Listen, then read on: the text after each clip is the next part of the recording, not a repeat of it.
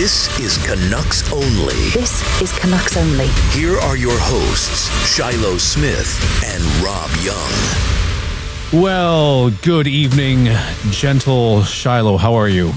Gentle Shylo. Hey, Rob, say gentleman. Gotta mix it up sometimes. Welcome to Canucks Only. It's Tuesday, August 11th. It's a Tuesday. We decided to record on a Tuesday. In the middle of the summer. How's your summer going so far? It is uneventful, which is nice. Nice, quiet the way I like it. Oh, so you're saying no news is good news?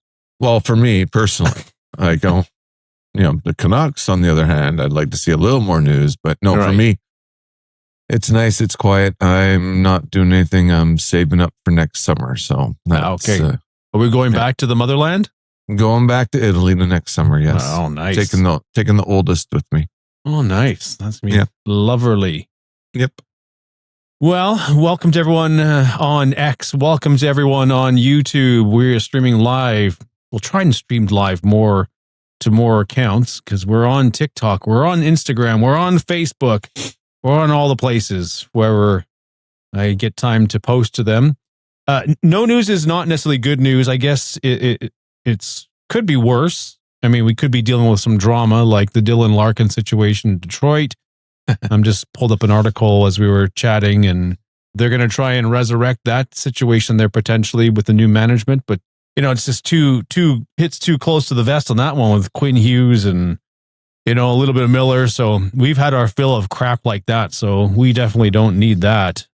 So no news is pretty good news at this point. So although one thing that hit my feed on X this week was a little thing I just sent you with one Macklin Celebrini practicing with one Caleb Malhotra.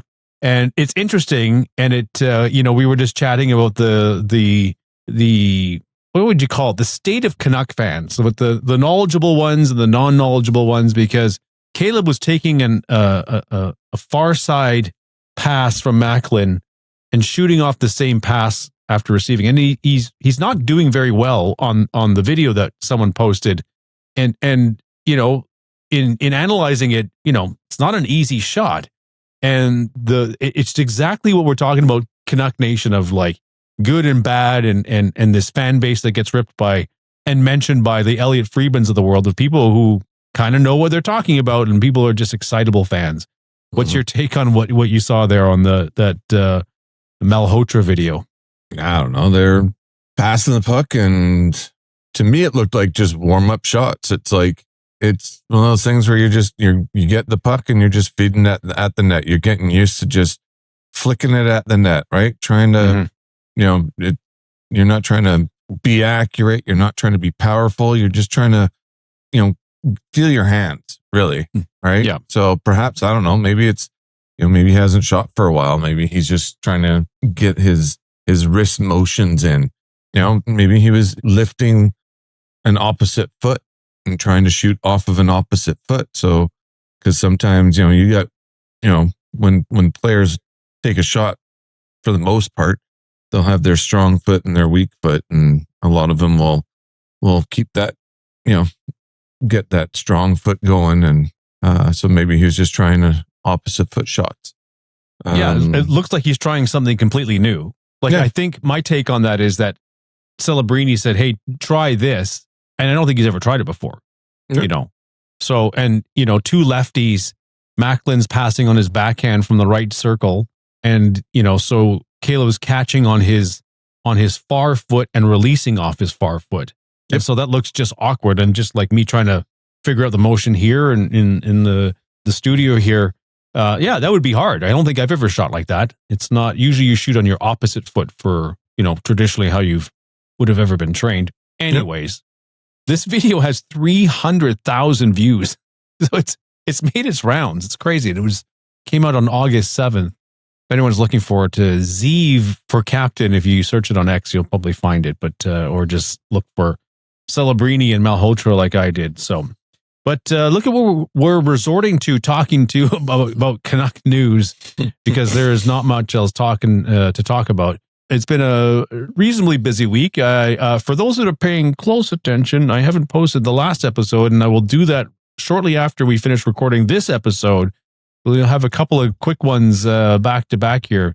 I do try and post the shorts and on Reels, so that gets a little bit of the tasters out there for the content, and it seems to be helping. Thanks to everyone that's subscribed on YouTube. We're up to a good handful, which is really nice, and thank you everyone that's downloading the podcast as well. So nice to see some numbers, and appreciate all the listeners and the viewers. So thank you for that. Yes, the biggest thing, which isn't much, but Canucks signed Adam Novotny. There we go. Yep. To a 3-year ELC. So yeah, he'll make $87K. Yeah, there's $87K news. In Abbotsford. Someone says that's not enough to live in the Lower Mainland, but it might be enough to live in Abbotsford. Yeah. Well, actually, was specifically the comment was it was one of the guys I follow on Twitter, and he says that's not barely enough in Abbotsford. So, anyways, it's all fun. He gets $100,000 signing bonus though. I think he's got a signing bonus every year, the way that the contract's broken down. So, okay. Yeah. So not much there anyway. I think he's the one that looked really good in the prospects training last month. I think he was the one that was flying. Anyways, I think we've done really well with all these picks, and I think that we're off to a good start for RJ and company. I think these picks are great, and hope for the best. I just hope this era of cheapness doesn't hurt us in whatever ways it could hurt us. But we'll speak of that a different day. Hey, speaking of a different day, on NHL Network all week, they've been playing tribute to Gretzky. And today was Paul Coffey. And Shylo, do you know what that means when Gretzky sets a record? He was playing the Canucks? Yeah, 100%. So there was a lot of old Canuck games on this week, which was really fascinating to see, because the first one was when he scored his 50th goal in his 39th game. It was also Troy Gamble's first game. He got called up as almost an emergency recall, and he was scrambling and he was in the net. So it was an empty net goal for Gretzky. Got a hat trick that game. So he scored, I can't remember the numbers, but obviously he got his 48th, 49th, and 50th in that game. But it was kind of fun to see some of the old players. The next game that they played was Gretzky breaking Gordie Howe's record at 801, 802. Actually, I saw that at the Hockey Hall of Fame. They had it playing on repeat. Awesome. I mean, that's the classic. That's the team that went to the Stanley Cup Finals for us, 94 team. And so it's nice to see that team again in a full length game. Jim Robson and Tom Larscheid making the call. Was the audio playing at the Hockey Hall of Fame? Yep. Oh, awesome. Yep. You had to hear, I think it was Larscheid, or what's his name? Yeah. Yeah, Larscheid, yep. Yeah, Larscheid was doing the call, if I remember correctly. It's what it sounded Robson like. And Larscheid. Yeah, that's amazing. And that was the days when it was on BC TV for the games, which meant not all the games were on television at that point. Yeah. So if BC TV was doing the coverage, TV. It was before Sportsnet even existed. Yeah, that was a blast from the past. It sure was nice. I mean, that was peak Jim Robson. His voice was really strong. Larscheid was in full form. He always realized that like the quality of the audio of the commentators was really clean. It was really good. Sometimes the old CBC ones it's a little bit drowned out. I don't know what the difference is. I never knew that technical end of audio in the trucks. But yeah, kudos to the team there. That was very peak Jim Robson. It was so awesome. So I guess my dog doesn't like Jim Robson.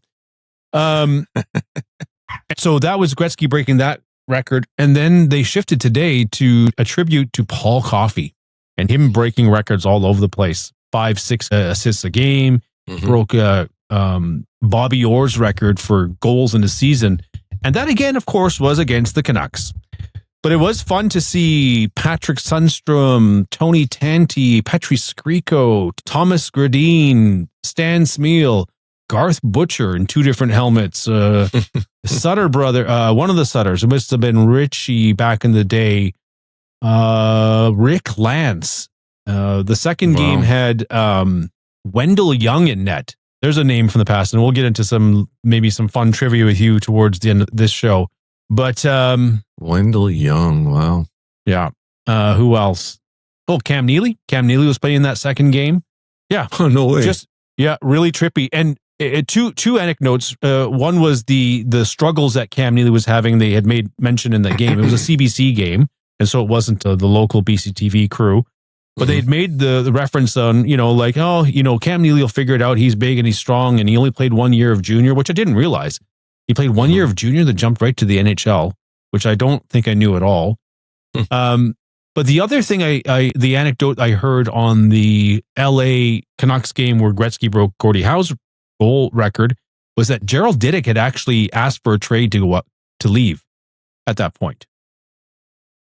Which I kind of remember, but I don't remember because the love affair post 94 of everything was like everything was great. And I remember being so bummed out that we couldn't keep the free agents like Murray Craven and other people that left.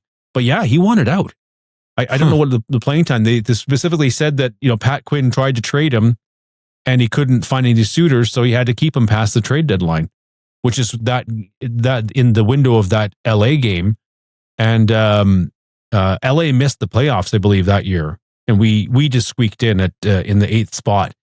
But I think there was 12 games to go or something like that. But that I remember that faintly and vaguely, but I don't remember that afterward because I really like Gerald Diduck. Gerald Diduck, yeah. So that it's been a blast in the past. Again, IPTV, just search it up. You can find it because I don't think you can get NHL Network in Canada. I believe that's the deal, right? Like I've checked over the last while and people can correct me. Are they doing, are they doing like a whole bunch of sort of, famous players? Like one that I would be interested in watching would be Mike Bossy. Mike Bossy was amazing.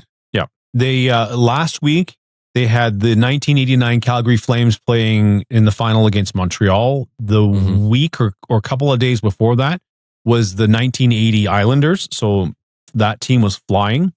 And then there was the, I think the 84 Islanders versus the Oilers.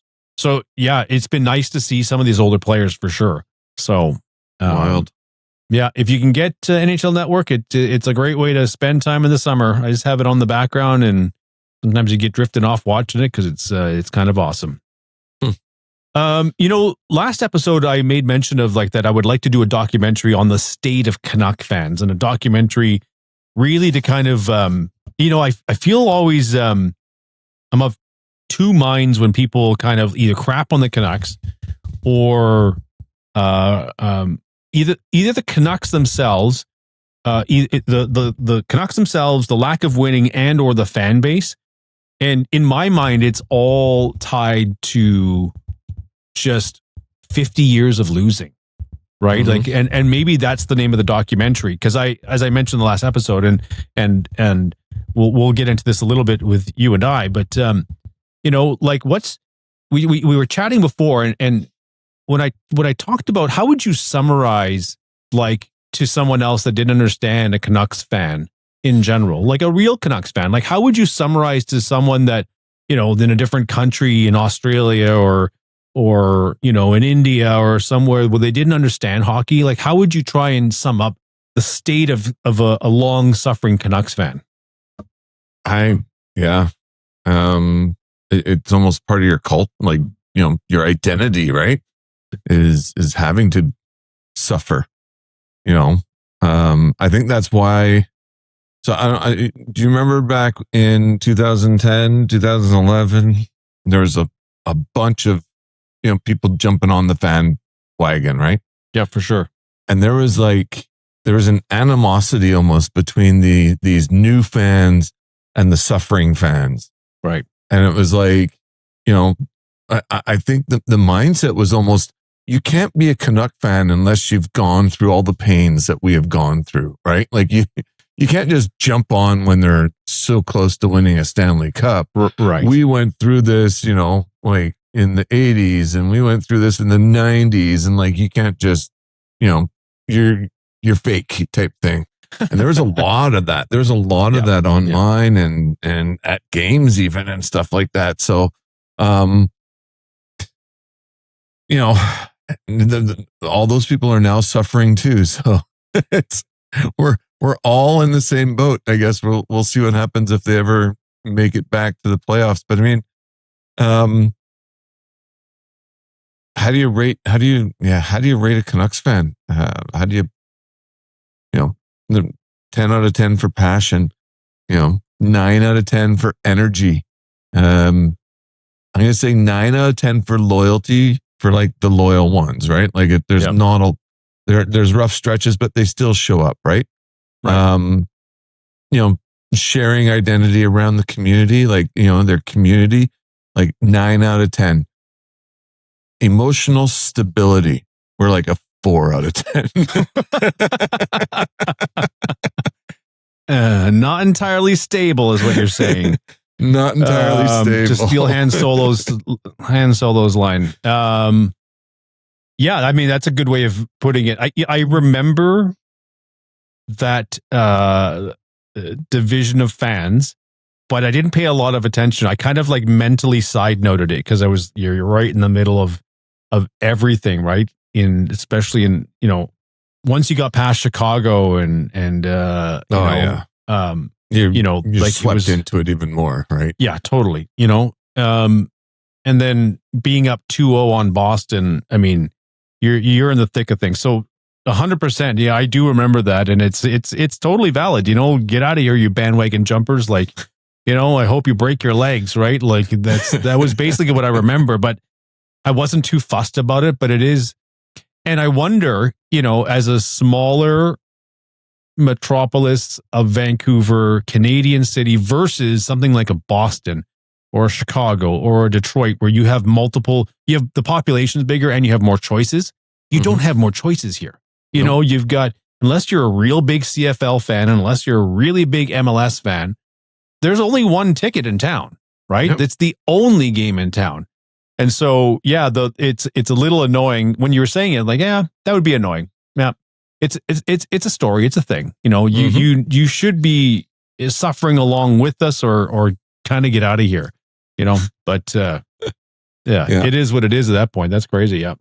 But yeah, so that's sort of, I don't know how I guess I would explain it. It's, suffering is part of our identity. That's C-3PO's line. We are made to suffer. We are made to suffer. There's our lot in life. That's right. Exactly. We did this a while ago when we had Bick Nazar, then of Sportsnet 650, which is no longer with us, which is crazy. I know. It's insane. Yeah, Bick was gracious enough to be our first guest, and we should aim to get some more guests when we both have time to facilitate that. Because we both have some people that we've got some have earmarked to invite onto the show. And I guess this would be the time as we're heading before training camp, before some of those people get busy. But, what we did with Bick was I ran him through a little trivia, and I can't remember when we had talked about this, you and I don't think I even told you really the questions. And I remember watching, when I was editing the episodes, I remember watching you sort of watch, Bick. And so, and afterwards editing, I was like, oh crap, I didn't ask Shylo about this. So in the summer of no news, just like 3 years ago when Rutherford did not much, let's do this. Let's do a little Canucks trivia, but let's not do trivia. It's really more like, hey, get to know me. What movie is that from? I can't remember. Oh, that's John Lovitz. Get to know me on SNL. Yeah. And let's do some Canuck questions with Shylo. Okay. So this is what I ran. I've added some, as I warned you I would. But let's run you through the questions that we ran Bick through, and which was a lot of fun. And I think that get some ideas to have some of these on a website at some point. But let's just deal with the here and now. So let's get to know Shylo as a Canuck fan. So Shylo, who is your favorite Canucks player ever? Okay. It depends on what you mean. So if you're talking to watch, I used to, and I still do, love watching Trevor Linden play, just because of his style of play. He's a big hitter. He was, he had good hands. He was, in every play. He didn't back down from anything. He was that all-round Mr. Canuck, right? Mm-hmm. So I really enjoyed watching him because he also didn't take days off, right? Like if if he was injured or something, yeah, he might have not have produced, but he didn't take days off. He never had, he'd never get pissy and be like, well, I'm just gonna, like there's a couple times, Bure even was, you're sitting there going, well, like, I know he's faster than that. Why is he not skating so fast? What's going on? Yeah. And he was like pissy about not getting moved, or he's pissy about something. So, Trevor, even though, like his last game before getting traded, still gave it everything. And even when the, age was catching up to him and the skill was developing around him exponentially, because I think when he came back to Vancouver, I think that's when we started to see this shift in like 18-year-olds making it regularly into the NHL out of draft, right? When he came back to the Canucks. Yeah. Okay. So around in that time era, right? We started to really see it. And we've spoke about that on a previous episode, I believe, around the timelines of when that really started happening around was it lockout we were talking? Anyway, I can't remember, but love watching him because he's all heart. It's all heart, right? Yeah. And always giving it, Ronning was sort of the same, cut from the same cloth. I like watching him just because he's the little guy. Yeah. To play with, Dave Babych was my favorite Canuck to play with. So, and I guess I'm sort of showing the genre, the era that I'm the biggest fan of as well. But Dave Babych was my absolute favorite Canuck to get to be on the ice with as a goalie. Yeah. And him being, a defenseman, a very tell us a story. Tell us defenseman. Tell us a story. Tell us. We touched on the fact that you got to practice thanks to a goalie camp and one former Canuck, Ronnie Stern, inviting you and giving you a certain Greg Adams phone number to come and practice with the boys. I remember the story going. But tell us how old are you? And just give us the story on with Dave. 91, 92, 91. So I would have been 17. Okay. Thereabouts. Sounds about right. And so I'm out there, and Trevor was out there. Let's see if I can remember everyone that was out there. Trevor Linden was out there. Greg Adams was out there. Courtnall was there. Lidster was there. Babych was there. Odjick was there. God, I remember his stories. Wow. He was there. He had lots of stories in the change room. Who else was there? Might be it, or at least that's it from my memory. And Mr. Linden, being a couple, 3 years older than me, and actually maybe a bit more than that. I don't know how much older. He was in '89. He was drafted in was he '88 or '89? I can't remember now. But that is an 18-year-old. So moved 3 years. So he's 21 at this point. 21, 22. So he was like 4 years older than me. Anyway, he was kind of lighting me up a little. I was probably had about a 0.50 save percentage against him. Like half were going in and half weren't. And so Dave Babych is my defenseman on my team, and he says he's like, give him a little stick side. He skates by me. He's like, give him some stick side. And I'm like, okay. So then I just sort of, so goalies, we do that thing where you try and, feed where the shot's going to go. Right. Yeah. Leave some space. And Linden kept going. He was like taught, like just over the shoulder, like he's right here. So it was like, you're trying to save like this. And it was pretty rough. So anyway, so I go out big in the arms, and I shuffle slightly to my left, and I just give him that sort of that low stick side look. Yep. And he goes for it, and I'm anticipating it. So I make back in those days, they were skate saves. Mm-hmm. I make a gorgeous skate save right off of his shot, which it probably looked a lot better than it was, because like I said, it was, I had cheat mode on, right? Right. Yeah. So, but the feeling is like, as a 17-year-old to be able to, to put Trevor Linden in a spot where you're like, you're giving him something, he goes for it, and you make the save on him. Yeah. Like that was just an adrenaline rush. And from that point forward, and also like that's not the only reason I love Babych. Like the way he played defense was just, it was awesome. He was, he'd clear the net.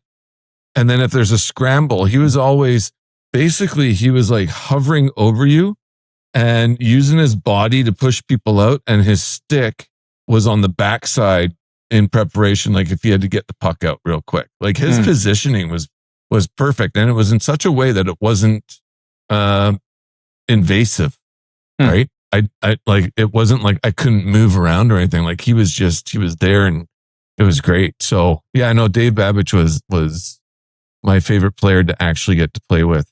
Amazing. It was a lot of fun. And Trevor lit me up for a bit, but then, all things being equal, I think I held my own, for a kid playing with men. Yeah. And it was great fun. So yeah. So long answer. I loved watching Trevor Linden. I also like watching the Sedins when they got their cycle going. But I guess you'd say there's a special place in my heart for Dave Babych. Nice. It's awesome. I was going to ask you, I have some comments. Linden came in right in after Smeal as well, right? He almost picked up the reins of what Stan Smeal brought to the franchise, except at 6'4", 215 pounds, and much faster. And so it was a nice continuation for us. He fit right into the mold, and even when you're saying that he came back as a player, he set the tone of the culture again. It was Trevor Linden was back, right? Like just that work ethic and his consistency, right? Even when he was starting to lose his scoring touch, it was, we all appreciated that hard West Coast effort from Trevor Linden. Okay, next question. Oh, you going to say something? Nope, that was it. Okay, so your next question for you is, what was your favorite Canucks era? The 70s, the 82 era, which we were both pretty young for that one, 94 era, the 2011 era, or now, which was my joke to Bick, would actually got a laugh. I didn't get the quite edit of him laughing as well as I wanted to. Or just kidding, 2.5 years ago, now 3 years ago, with peak Petey, peak Miller, peak Demko, and a burgeoning Quinn Hughes. So 70s, 82, 94, 2011, or peak Petey and peak Miller, Demko, and Hughes. I'm going to say the 2010 season, just because like that was as close as we ever got. Like that was you could taste it, The 94 was alts, like that was, I have a jersey, like a Stanley Cup final Trevor Linden jersey from that series.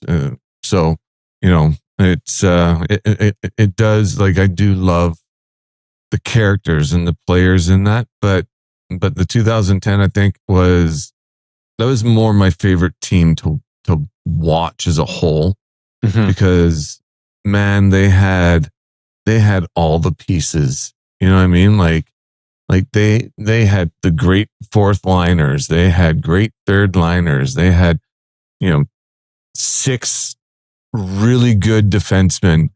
It was a team that was just, it was something special to watch. Like it was something special to watch. They were a great team. From the Sedins, Kessler, Samuelson, Ehrhoff, Burrows, Mason Raymond, Alex Edler, Malhotra, right? Our new coach. Yep. Rafi Torres, come on. Yannick Hansen, he's on the radio a lot. Dan Hamhuis was one of my favorite defensemen. Yep. One of my favorite defensemen on that team. Bieksa, like, love that guy. Just pure character, Yep. And like, when your worst player is Tanner Glass, but we had Shylo, we had Ballard, Tambellini on the fourth line. Holy smokes. Who else? Come on. You got a good Mason Raymond's on that line, or Raymond, line I'm missing 2 or 3 more guys. Chris Higgins. Chris Higgins. Yeah. Yeah. The regular season versus the playoff lineup was a little bit different. Mm-hmm. There's a few people in and out, but Rick Rippin. Yep. I mean, I know he had his issues, and I know he wasn't, but he was like one of those. He was just one of those guys that everyone loved. You know what I mean? Right. Oh yeah, he was all heart, right? Like, and Chris Tanev. How could I forget Tanev? Sorry. Yeah. Anyway. Yeah. I'm just trying to find some more things here. But I'm just like I just named 24 guys, and all of them, except for maybe Tanner Glass, were like very important players. Oh, in everything that they did. You know what I mean? Right. Yeah. Like there were no passengers. There was no one that. Like everyone gave it all they had, and they were all like that whole team was like a bunch of, I've said, used the term glue, but like that whole team was glue players. Like they were all about personality. They were all about, working together, even though they would get into fights at practice. Like they, how many times there was no Willie Mitchell there, so there was no one to get in fights with there. But like, how many times did Kessler get so passionate about something that he'd get into a fight with someone, right? Like there was so much passion with all these players, and they wanted to win so bad that they made it work. And they were, they were a family. Yeah. And I think that's what feels like it has been missing even back when, 3 years ago. It didn't feel like a family. It didn't feel like, it felt like a bunch of really good players sometimes playing well together. Yeah. I'm just trying to do the who was on the actual fourth line for the playoffs here. But yeah, it's that team was a wagon. Like it was, I remember in the summer, the preview show for, I think it was TSN, it might have been NHL Network, and the Canucks were favored in the summer going into the season to win the cup. And I was like, are you kidding me? Like, when has this ever happened in our life? Right. So it was quite something to see. Just trying to put the people in their lineups here. 7. It's a great answer. It's a great answer because that team changed our expectations because they were that good. And, credit to everyone that did play their part, including Mike Gillis trying to find all the advantages he could. Everyone did their part, we came 1 game short, well, technically we came about 4 games short because we could have ended it a lot sooner in a couple of series, including the one against Boston, which is crazy. Looks like Cody Hodgson had some ice time. Jeff Tambellini. Did Hodgson get in? Yeah, he played. It's hard to say. Is this playoffs? Hold on. Yeah, this is playoffs. They got playoffs. Yeah, Hodgson played 12 games. Yeah, he played 12 games. I don't remember. Jeff Tambellini played 6. Yeah, I kind of remember that. Alex Ballard played 10. Bolduc played 3. Yeah, I remember Oreskovich. Tanner Glass played, unfortunately. I mean, he was okay. He was okay on the fourth line. I wanted him to be a little bit. Max Lapierre. Yeah, Lapierre was the linchpin on that fourth line, right? I'm just trying to see who he would have played with. So Torres, it would have been Malhotra. Oh wait, he only played 6 games though. That was part of it, right? That's when he got his injury, right? Yeah, he only played 6 games, and that kind of changed the chemistry too in him coming back a little bit. We struggled a little bit with that. Put Tanner Glass 15. Okay, he probably used Glass on that one. Anyways, just trying to jog the memory for the forward lines. Obviously, Burrows with the Twins. I think it was Kessler, Higgins, and maybe Raymond. If that's the case. Anyways, I'll have to dig up some video of that. Anyways, great answer. Acceptable answers were 1994 as well, but and acceptable answers was 3 years ago. So talking about the eras of the Canucks from 70s, 80s, 90s, I guess in the 90s, there was two eras. There was the Linden, Nedved, Bure, and minus Nedved very quickly after that. Because that facilitated the trade to get some players for the 94 run.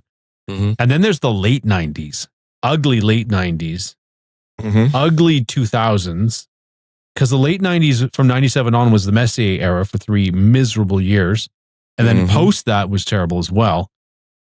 Who was your favorite player from the 70s that stands out? I mean, we were really young at that point, but 70s player?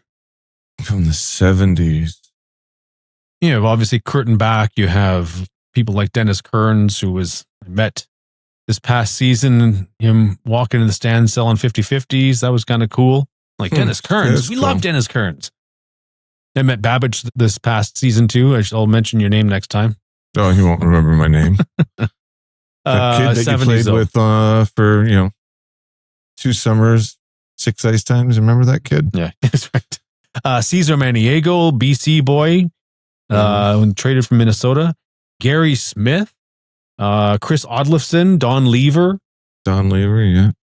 Any of those 70s players? Harold Sneps would have been some of the 70s. Oh, Snaps. Okay, yeah, he was one of the guys I loved the most. I might be wrong. He came back. Tiger Williams was probably my favorite player, but I don't know if he's 70s. Was Tiger Williams 70s?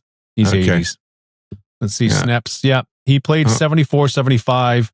He played all through the 70s. Like from 74 to 84. I like 74 to 84. Yeah. Oh, what was that other guy's name?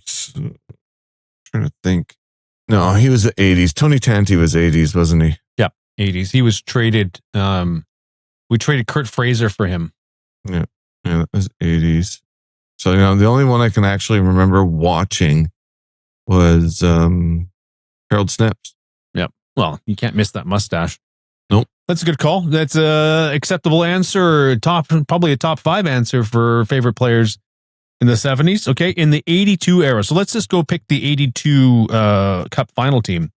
Who was your favorite player there? Yeah, Tony Tanti. I really liked watching Tony Tanti. Yeah, he wasn't 82 though. So wasn't he? No. Oh, 82. Okay, well, there. Good thing this wasn't trivia. 82. That'd be like Snaps. Yeah. So there'd be. He got traded. Thomas Gradine, right? Gradine, yeah. Was he? He's 82, yeah. Oh yeah, right? He was the number 1 center on that 82 team. Yeah. And Tiger Williams. He would have been 80s, right? He's early 80s. Yep. Oh, he wasn't my favorite player, but I just know this from whatever trivia stuff. But how his name slipped. Mark Crawford. Yep. He was a Canuck there. Yeah, he was on the last game I was watching on NHL Network. He was in there. Yep.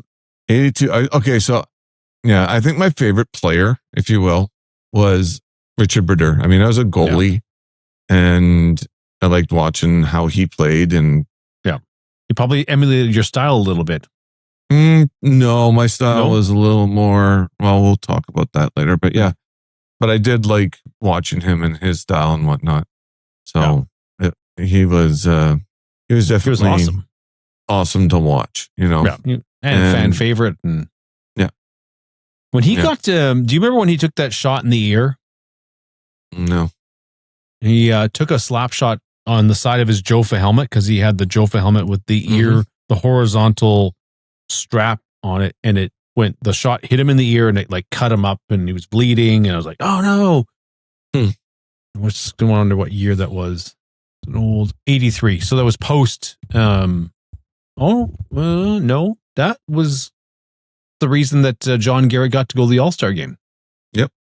That injury. There's a great picture on vintage NHL goalies on Facebook. That's awesome. I remember that's like traumatized the kid. Oh no, that's our guy.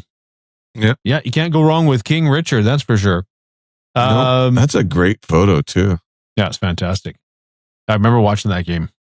So let's jump to do you have any like standout 90s players that, because it covers quite a bit, right? So we've got early 90s, Linden comes in, Bure comes in, Also, Larionov, Krutov come in. Nedved comes in. Nedved goes out.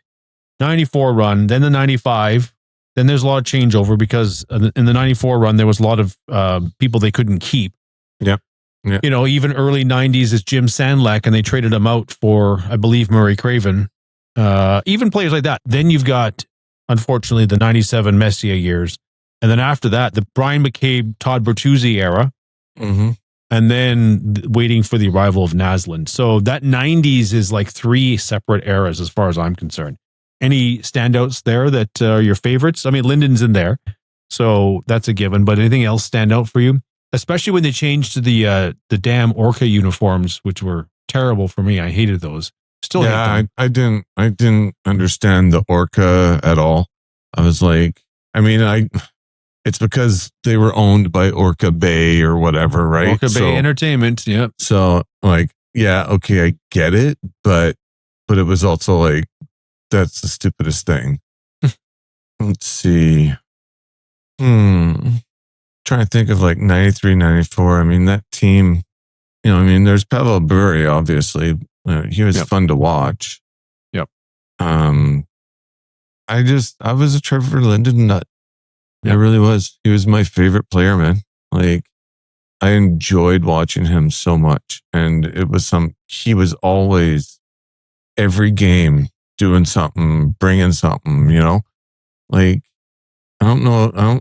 I don't want to say he was like a point of game player, because I don't think he was, but it felt like he was, you know what I mean?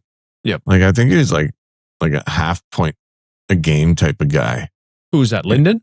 Yeah. Linden for he was a point of game guy for quite a while. He was like pretty much good for 80 points.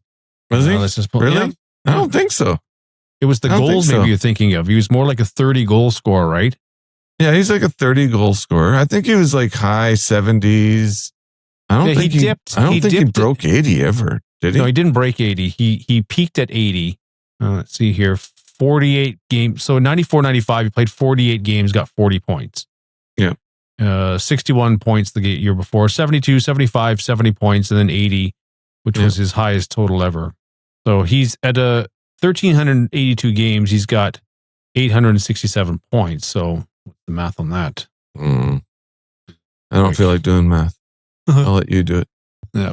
Anyway, but he was still, you felt like he was involved in everything. You know what I mean? Like, even when he had those bad seasons, even when things weren't going great, like he always felt like he was in the game. Yeah. I never remember feeling like Trevor just, boxed it up and mailed it in. So, because he didn't. Yeah. So anyway, he was a 0.63 points per game player. Okay. Close. But let's go to the next. Let's go to the Mark Messier era. But I mean, I guess you could. I'm trying to think. They get all so muddy. When did McGillney come? In Messier, he played with Messier and Bure. Yeah. So I mean, he was phenomenal to watch. McGillney. Yeah, he played unbelievably. He played 1, 2, 3, 4, 5 parts of 5 seasons for us. Almost 5 complete seasons. So he came in 95. Oh wow! Okay. So he was there for Messier. Yeah. And he stayed till after Messier was gone, right? Both timings about the same. His last season was 99-2000. Mm-hmm. But yeah, I remember like his first season, he was just phenomenal, and he won me over. Yeah. But then, honestly, that was also around the time.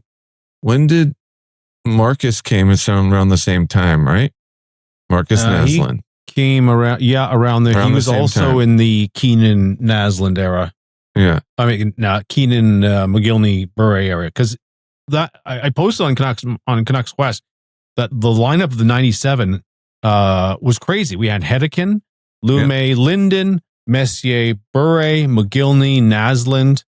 I got to find the graphic. It was we had McLean, we had Babych. Yeah, it was nuts. That should have been an all-star team, and it was so dysfunctional. It was just so crazy. Yeah. Hey, just a quick note: McGillney had his second highest point total as a Canuck. Oh, He had wow. 127 points in Buffalo in 92-93, Mhm. which was not his rookie season. He was a rookie in 89. And then he had 107 points that season, his first season with the Canucks, 55 yeah, goals. I remember. So the one thing that I remember about, with McGillney and Naslund, they had like opposite trajectories. Like McGillney came in and he was awesome, and then he sort of faded out.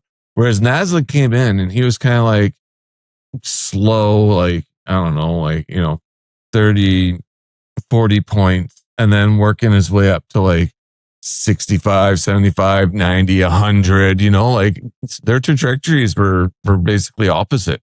Yeah. McGillney had a real good hot start and faded out, and Naslund had like this quiet start, but ended up being like this massive leader in the end of things, in the early 2000s there.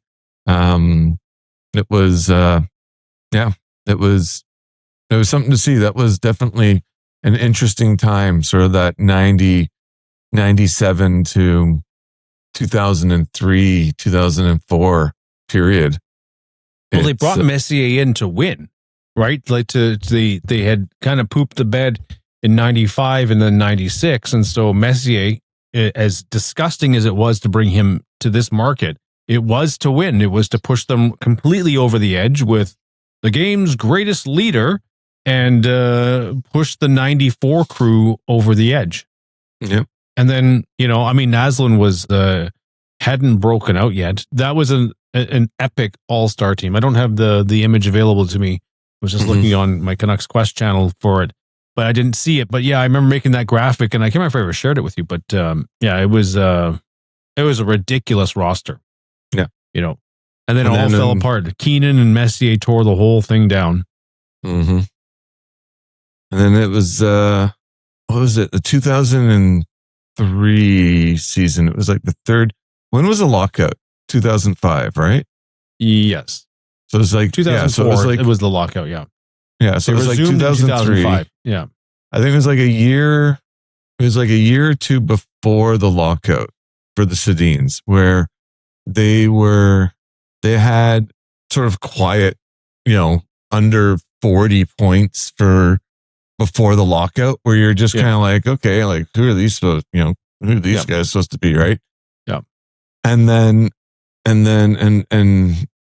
after, it was another sort of transition, right? Like where Naslund was sort of, in his, 4 or 5 seasons left after the lockout, 2005. Yeah. And he's transitioning into, being an old man, if you will.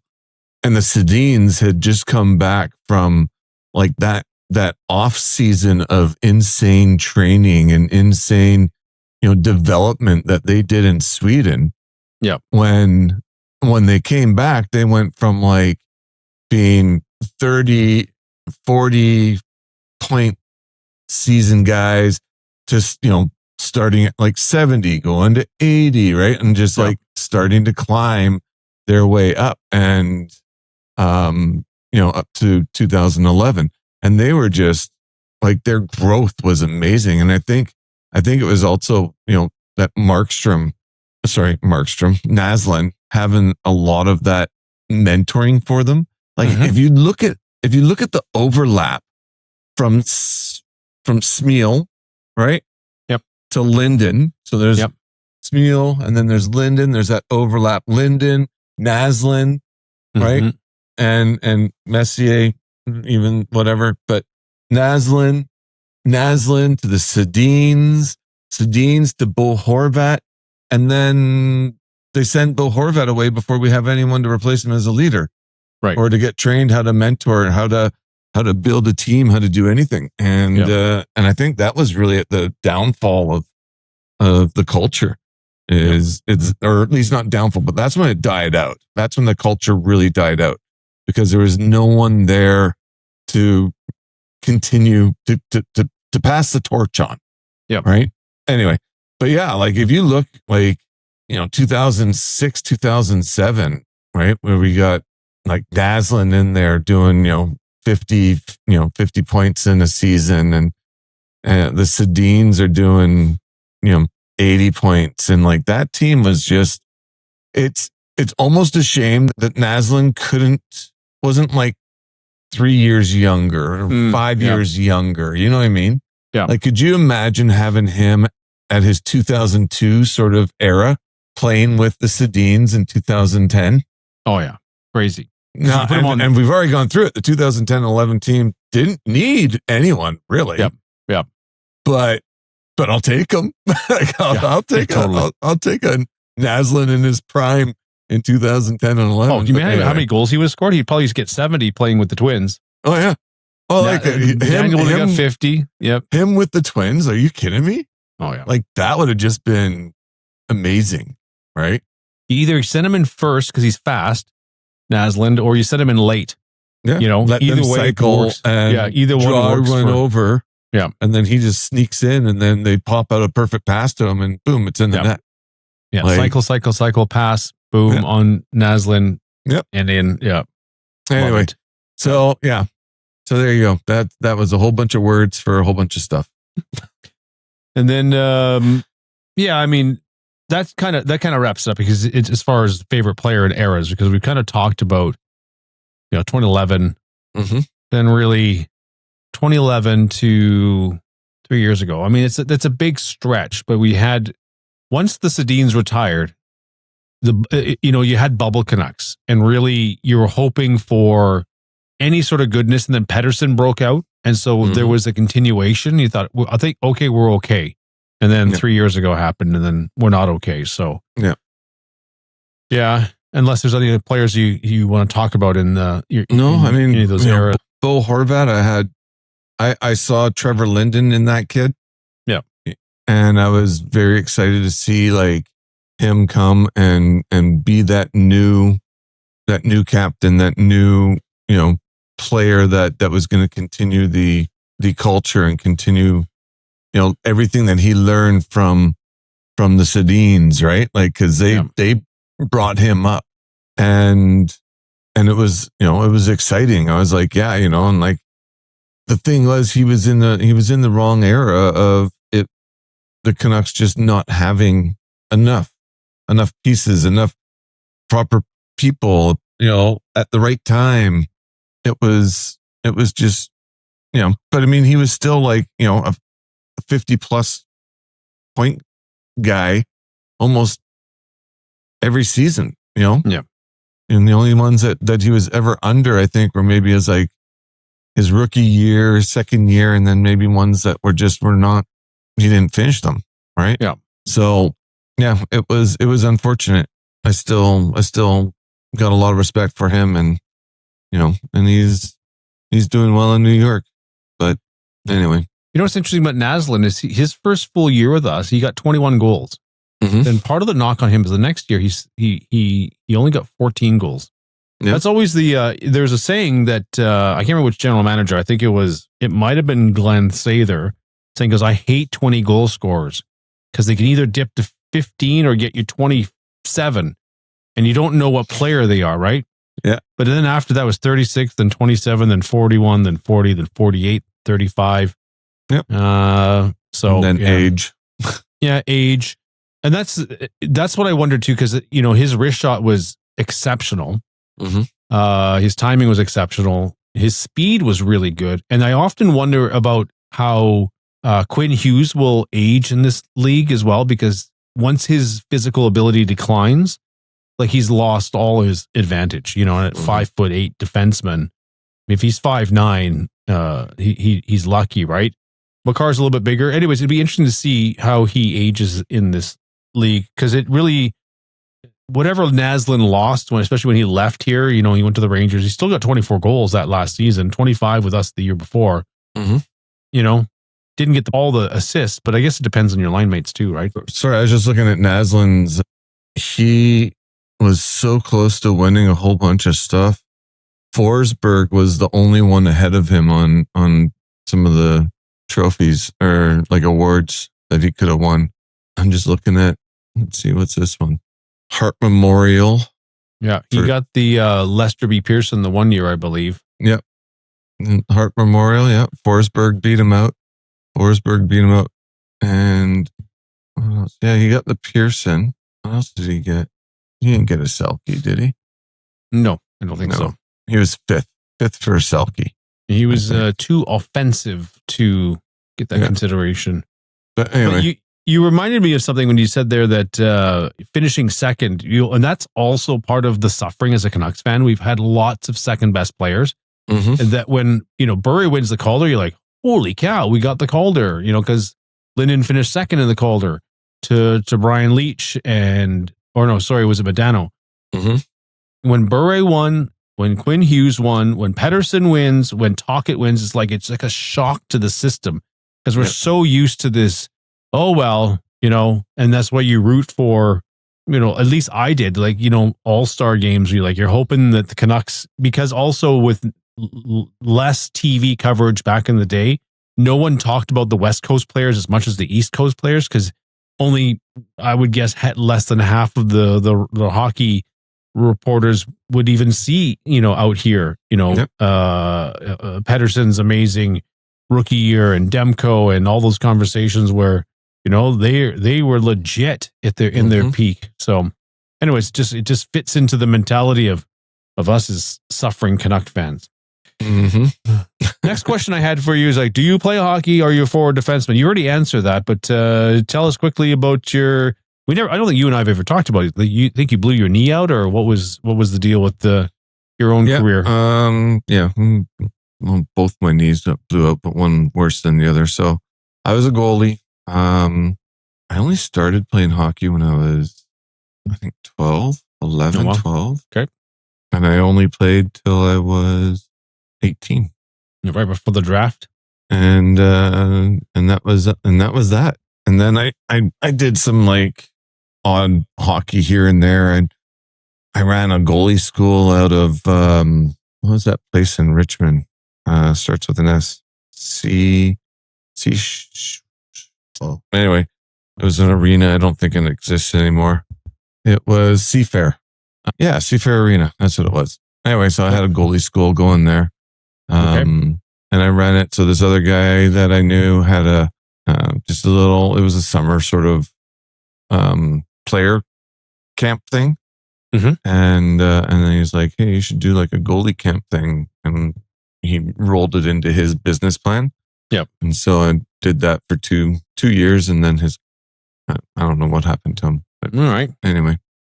So I'm assuming you missed out on the draft? No draft. No, was not. I still have it somewhere. I got into it was the book that all of the agents got. Okay. So it had all the players that were eligible. Yep. And I still have that book. Oh, cool. In my memorabilia with my I guess I was 15 or 16 at the time, and all my stats in there and everything, which was really fun. Cool. Awesome. So yeah. We've never really talked about that. That's cool. Okay, so some deep geek questions. Who is your non-Canuck favorite player? My favorite player was Pelle Lindbergh. Oh, that's right. Okay, yep. So he was my favorite player to watch. I tried to emulate his style. Okay. Of play, and he was the one that I enjoyed watching, and I would literally, if he stopped Wayne Gretzky, I was jumping out of my seat. It was the best thing ever. So Pelle Lindbergh was and I got to see his mask too in the Hockey Hall of Fame. Awesome. And his mask up close, looking at it, is intimidating. It actually is kind of a little bit scary. Awesome. Cool. So, which is really funny because it doesn't look like, when you look at it, it just looks like a white mask. Yeah. But man, it had these angry eyebrows on it. And they weren't painted or anything. They're just these ridges that came up like that. It just, when you got close to it, it looked mean. So anyway, but yeah, Pelle Lindbergh was my favorite, and then also I had two other. So there's Andy Moog. Mm-hmm. And that's because when I went to the Penticton hockey school, Andy Moog was one of the instructors there. Awesome. And so he was one of the guys that instructed me, and he gave a lot of good advice and lots of good information about, and he loved learning about the sport, right? Like he loved, that was when the butterfly was just sort of coming in. Mm-hmm. So, there was the half butterfly and the full butterfly, and he was a student of this, this new technique, and he liked to, teach about it too, right? So cool. And then of course, Ron Hextall. Now for Ron Hextall, it was his ability to stick handle. Okay. And I made it like, I saw myself as like a third defenseman. And I used to be able to get the puck up in the air from my crease to the other blue line. Oh, wow. And I worked on my passes, like making them hard, crisp, right? So that they weren't easy to intercept. Yep. And I worked on my footwork with pucks all the time. Okay. So having the puck in between my skates and just being able to feel it bouncing around and know where it is, and then, kick it around and kick it up the stick side and then pass it up. Like I did some weird stuff like that. So awesome. Yeah. Those were the Kelly Lindbergh was the original, even before I was a goalie. Andy Moog because of what he taught me, and then Ron Hextall purely for his ability to puck handle. Yeah, amazing. Good Penticton boy, Andy Moog. Yes. Playing for the Bad Oilers. Yes. Yeah, actually he there was with all the fires going on right now, it was in, I can't remember when, sometime in the early 90s. There was a massive, like his house almost burnt down. The fire almost burnt down his house. He had to leave.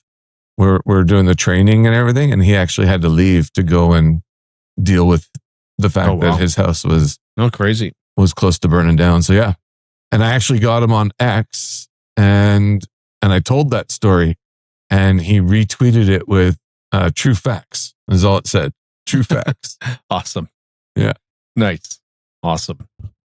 If you didn't cheer for the Canucks, which franchise would you cheer for? The Flyers. Oh, okay. Yeah. Solid one. It would have been the Flyers. Yeah. I always, in the 70s, they were sort of like the, Backstreet Bullies. Yep. And that was sort of the team that, I guess it wasn't like my stepdad was a huge fan of them. So I think he's a huge fan of Bobby Clark. Mm-hmm. Right. Yeah. But like, I don't know if you remember that team. So I'm going to go through it and see how many I can remember here. So it's Bobby Clark, Bill Barber, Reggie Leach, Mel Bridgman. People like, was Gillies on that team? No. That Bernie was Perrant was the goalie. Yep. Sorry, what'd you say? I said Clark Gillies, but that's really, I'm thinking of a different Flyer. I'm thinking like, this is like late 70s team. So it was sort of the tail end of the... I'm thinking of Bill Barber. Yeah, Bill Barber was on that team. Cheating. Paul Holmgren's on there. McElhargy. Or, what was Knick-Truck or something like that? Ornist Knicker. I can't remember his last name. Really? I don't know that name. Wow. Oh, he was like one of their like dirty players. Kinderchuck? Yeah, Kinderchuck. Orest Kindrachuk. He was one of like I don't know if he got the most penalties, but he was one of their dirty players. Like not dirt, like, well, yeah, dirty. Okay. And then there's DuPont. That guy, I think he got the most penalty. He was 14 minutes in 75, 77. Just looking at his name. Yeah. Dave Schultz. Schultz is the guy I'm thinking of, not Clark Gillies. Dave Schultz. Oh yeah, Schultz. Yeah, Schultzy. Anyway, but yeah, so that was like the team where I guess I started to watch hockey with. Okay. And it's interesting because if I remember correctly, I think Pat Quinn was like the coach a coach or assistant coach or something like that for them. Yeah. Anyway, but yeah, so then I also was obviously a Canucks fan. but that was the start of my love for the Philadelphia Flyers. And then came Pelle Lindbergh, and then came Eric Lindros. Mm-hmm. And like, these were, I mean, if you know me, you know, like, I love that Trevor Linden-esque type of player, right? And Eric Lindros was like that type of player. Was that on steroids? Concussions unfortunately ended him way too early. If he played nowadays, like, he'd be unstoppable. He would be, a menace out there. Yeah. But yeah, like, so that was the, I don't want to say it's a backup team, because it's not like I got love for Canucks all day long, and I have some respect for a couple of the teams and seasons and players on the Flyers, but that was about it. Like, I didn't buy Flyer memorabilia. I didn't have a Flyers hat or Flyers jerseys or anything like that. It was just, they had the players that I liked out of the NHL. Yeah.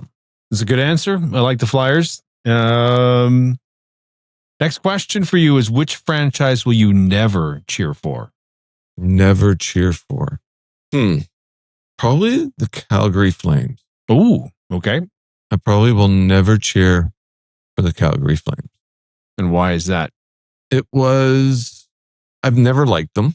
Okay. So at the beginning of anything, they would like take all our best players. How many, like, there's a times when it was like, you look at their roster and you're like, how come like these guys are like Canucks? I don't know. I did not like them. I've never liked them.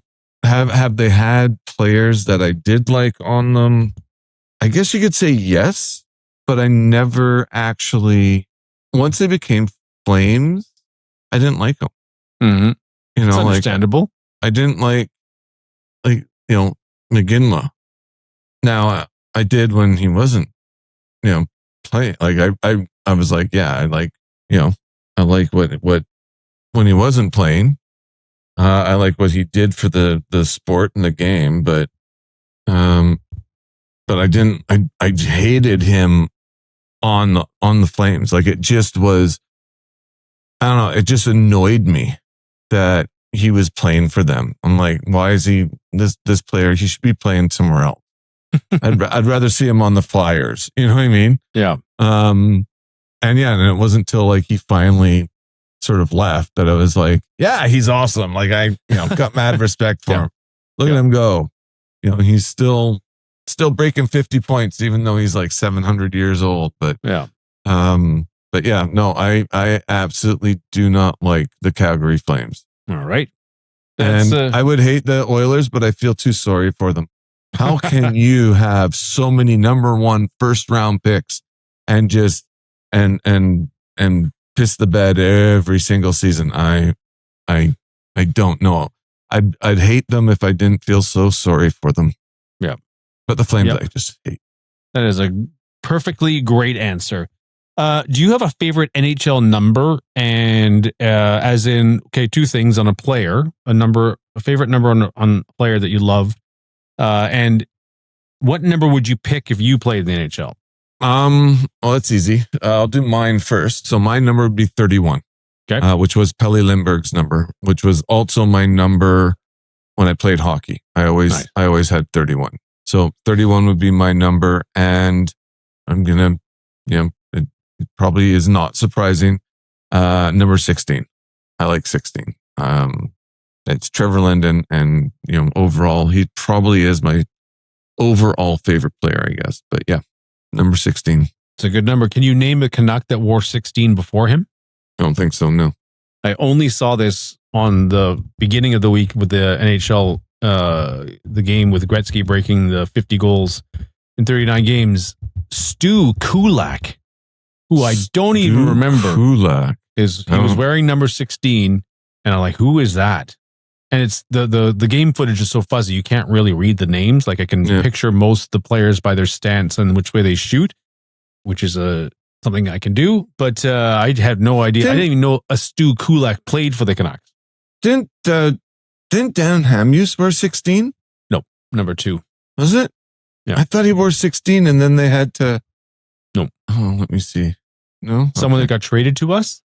Yeah. No one that I can really recall. When did they retire his number? That I don't know. Yeah. In 08. 2008. Yeah.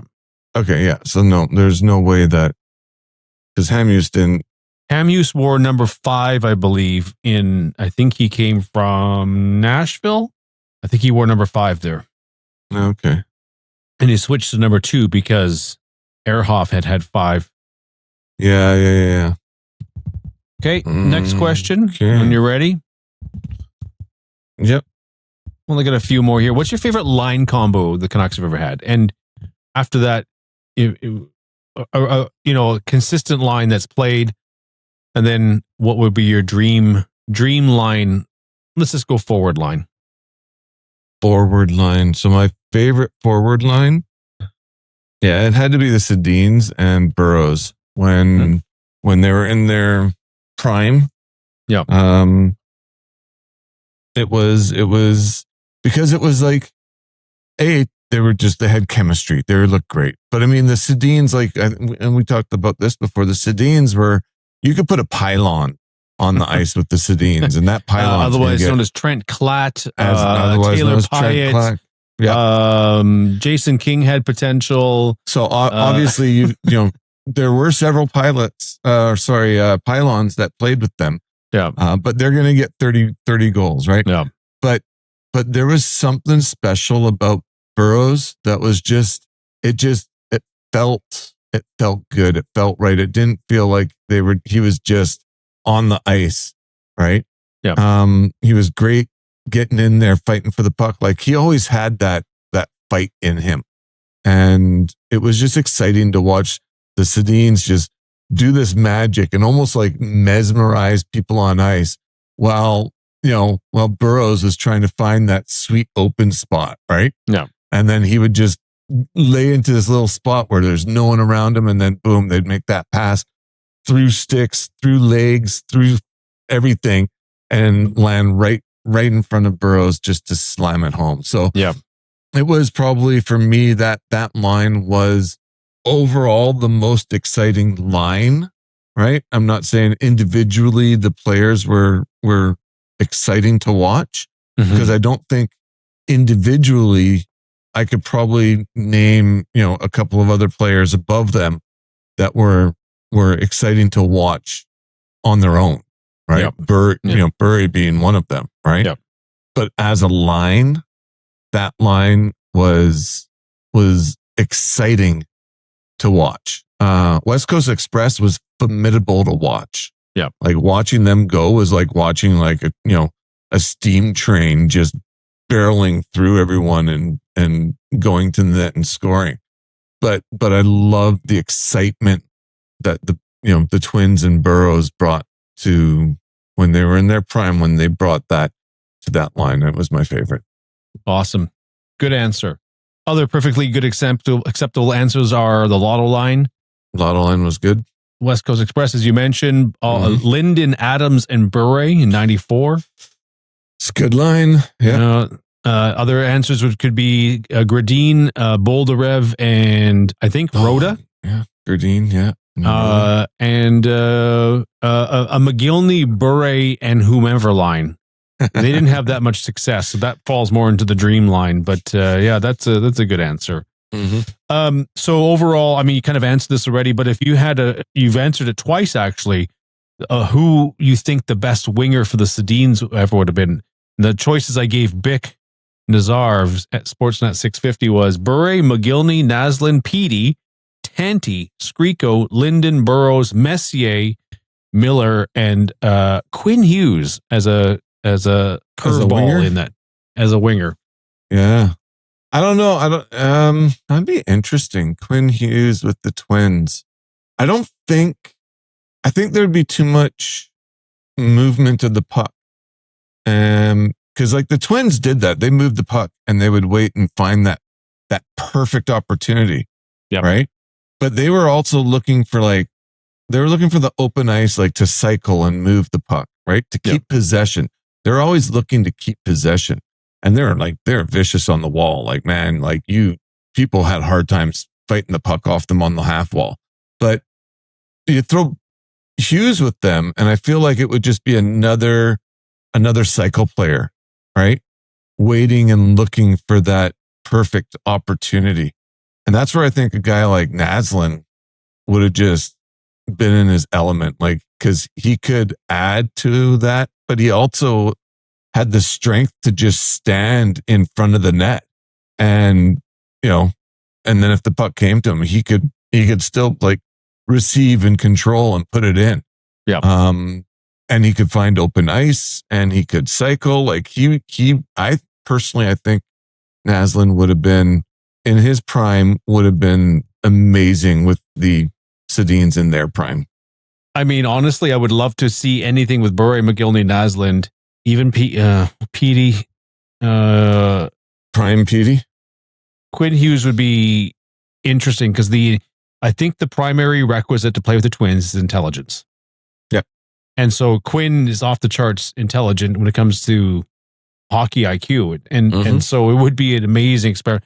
Miller, not so much. Messier, not so much. No. Skrika would be fine. Tanti would be great.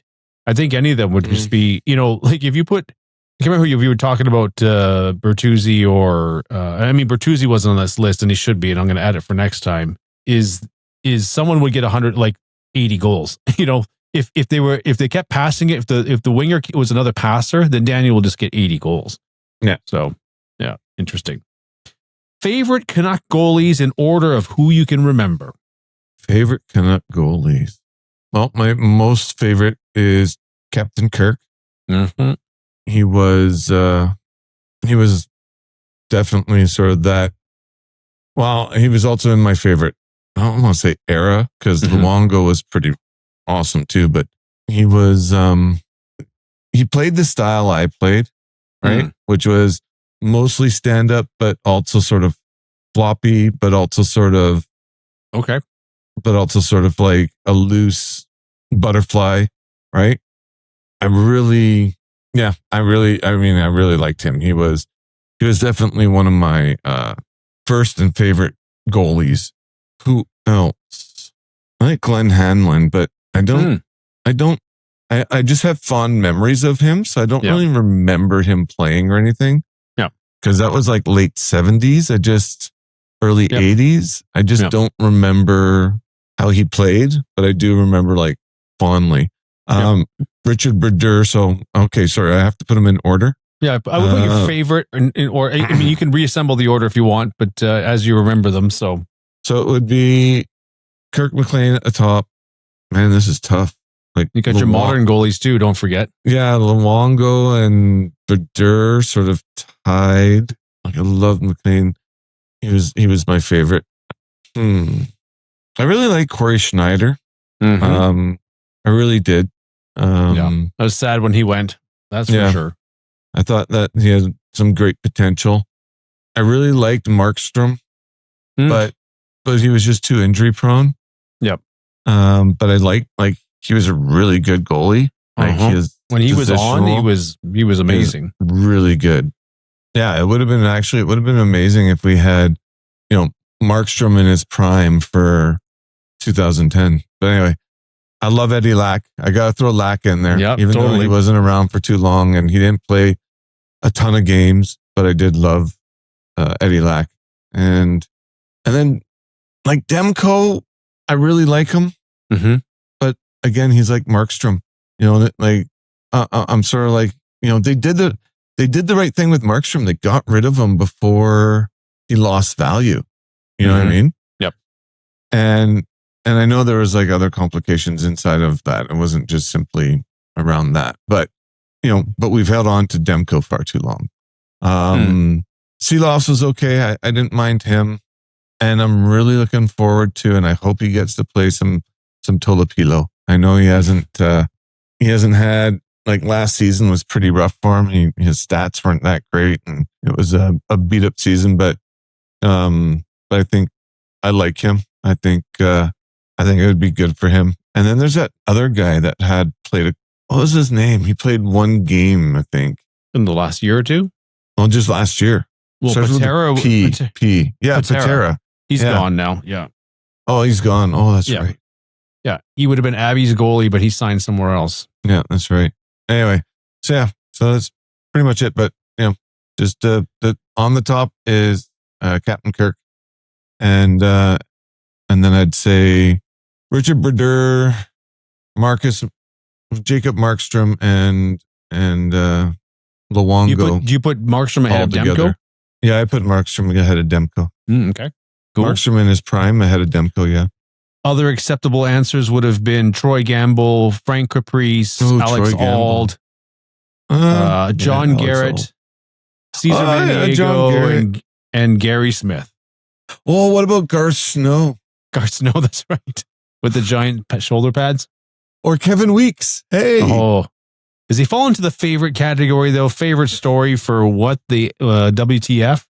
But it's funny. A friend of mine has the same story where hijacked at an ATM.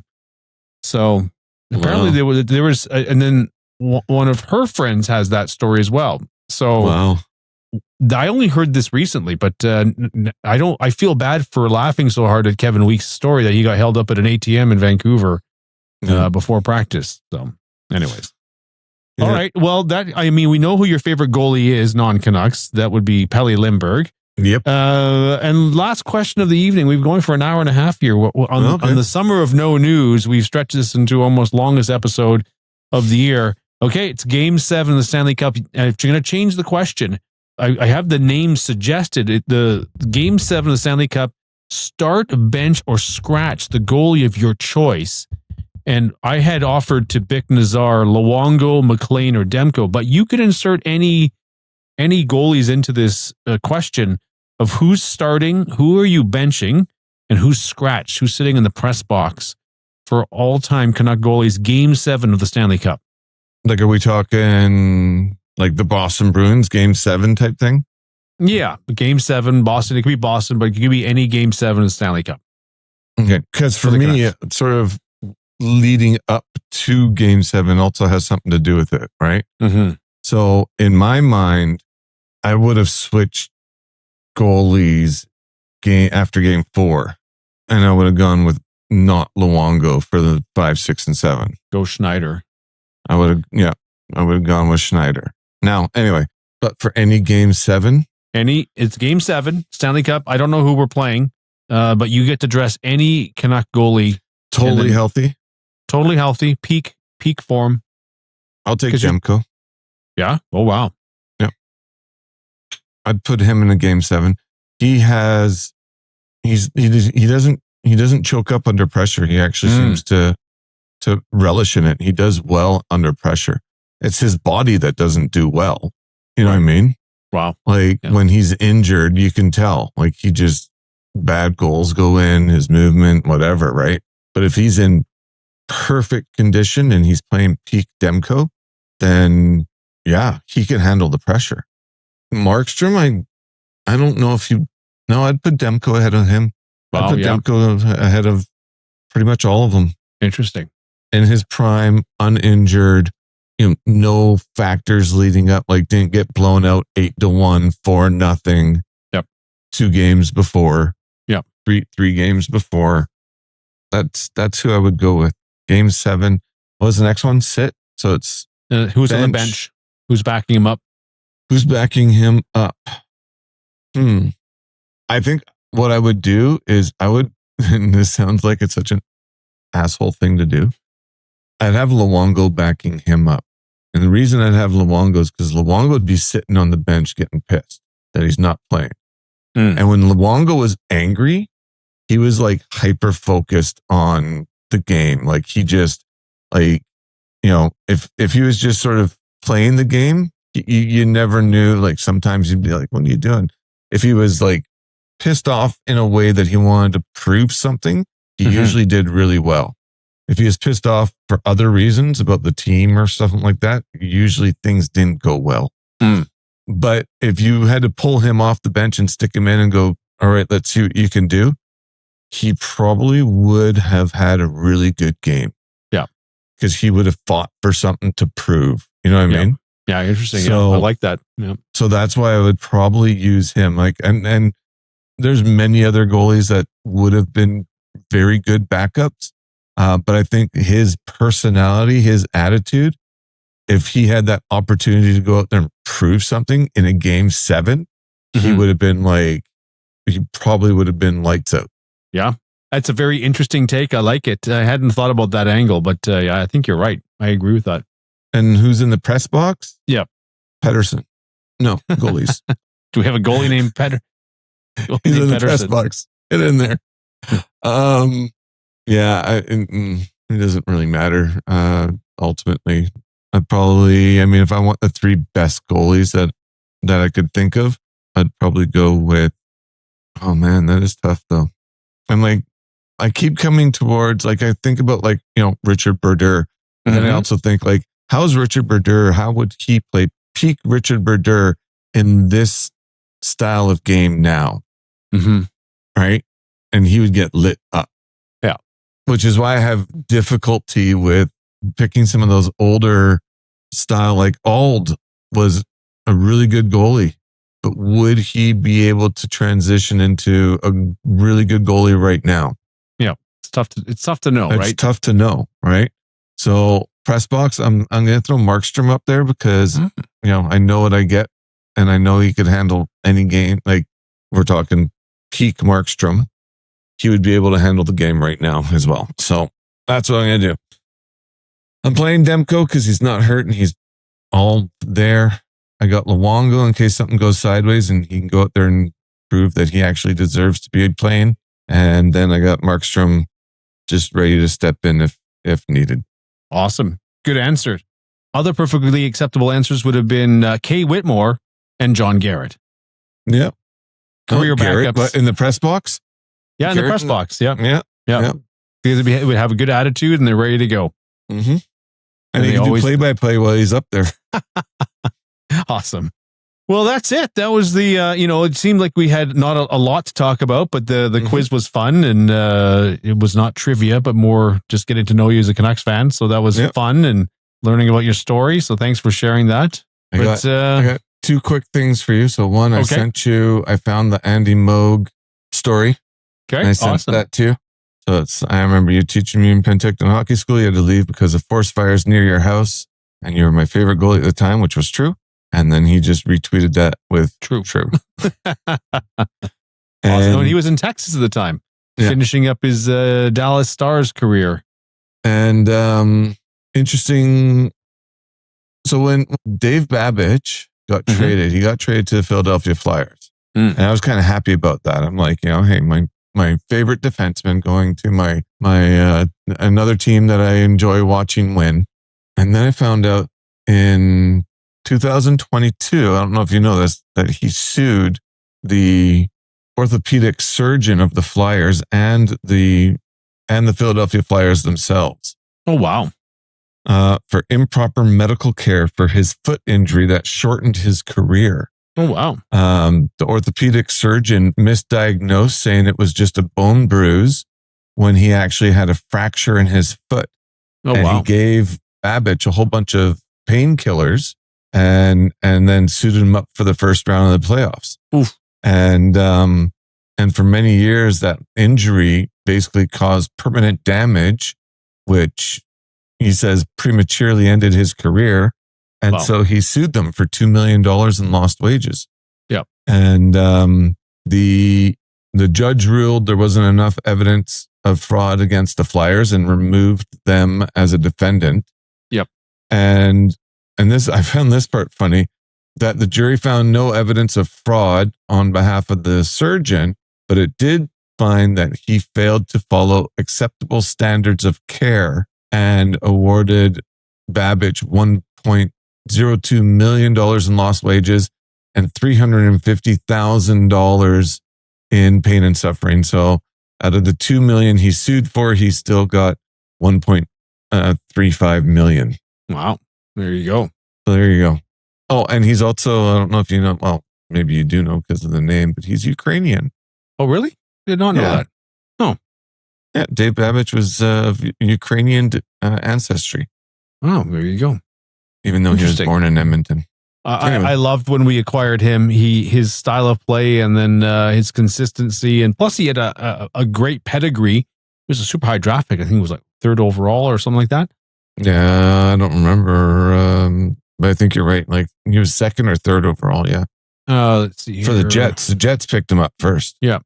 And then his I don't know why it looked wonky, but it looked like he used a wonky stick. Whatever that the toe curve he put on his stick, it always looked like it was bent, some weird, like pointing up. It was so weird. But on different angles, it looked completely normal. But and then just, he scored a goal, and I think he scored in Game 7, didn't he?